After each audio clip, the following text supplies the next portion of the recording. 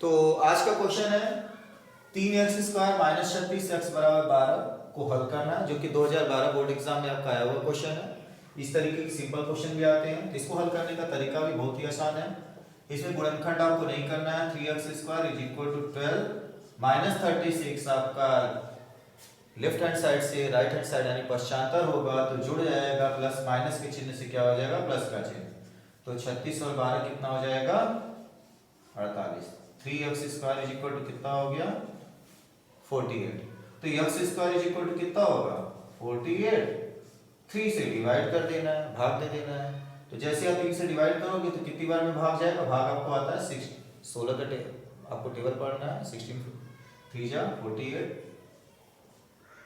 16 time x² is equal to 16। तो x is equal to क्या होगा, अंडर रूट के अंदर 16, जिसका आंसर प्लस माइनस 4 आएगा। प्लस माइनस क्या आना है, 4।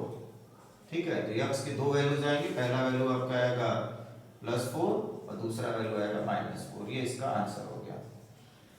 ठीक है, ध्यान क्या देना है इसमें, इस तरीके से तो आप यहाँ तक निकालेंगे। स्क्वायर रूट निकालने के बाद हमेशा प्लस और माइनस दोनों में आंसर लिखना है, क्योंकि ये आपका द्विघात समीकरण है, इसलिए इसके दो आंसर आएंगे।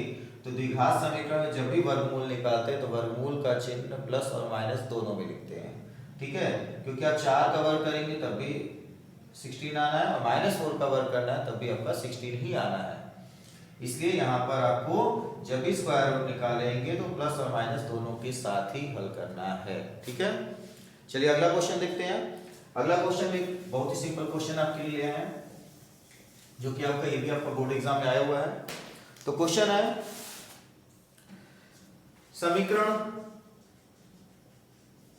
x - 1/x बराबर 0।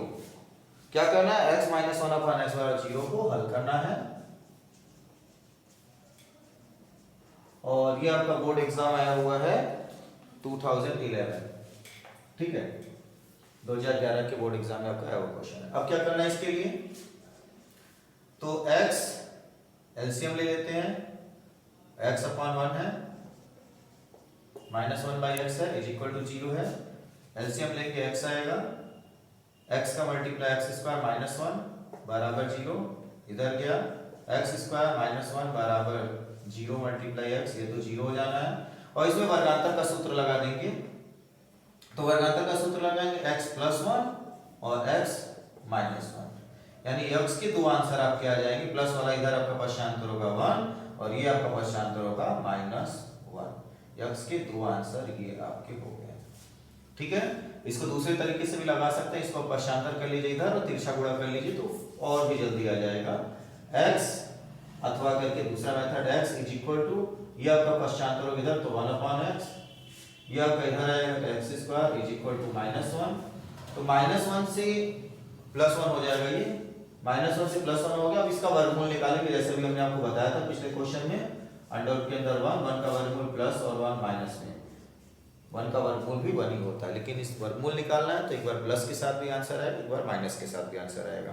ठीक है, तो ये आपका दो मेथड हो गया। दूसरा मेथड भी है आपका, पहला मेथड, दोनों आपका सिंपल है। बस ध्यान ये देना है, जब इस तरीके से स्क्वायर रूट निकालते हैं तो स्क्वायर रूट के साथ साथ बाहर सिंबल प्लस के साथ भी आंसर लिखना, माइनस के, यानी प्लस वाला भी उसका आंसर होगा, माइनस वाला भी होगा।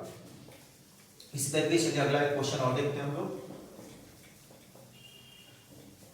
ठीक है, इसमें आज हम लोग बोर्ड एग्जाम में आए हुए क्वेश्चन को देखेंगे। तो अगला क्वेश्चन है x² -1/9। x² -1/9 को हल करना है। ठीक है, तो ये भी बहुत ही सिंपल है, वर्गांतर का सूत्र लग जाएगा, क्योंकि जब भी हल करने के लिए देगा, इसके आपको इस तरफ नहीं दे रहा है, इसका मतलब इज इक्वल टू क्या दिया, 0। जब भी हल करने के लिए दे आपको कोई क्वेश्चन दे और आपके लेफ्ट हैंड साइड में दे रहा है, राइट हैंड साइड में कुछ नहीं दे रहा, तो उधर इज इक्वल टू में क्या हो जाएगा, 0।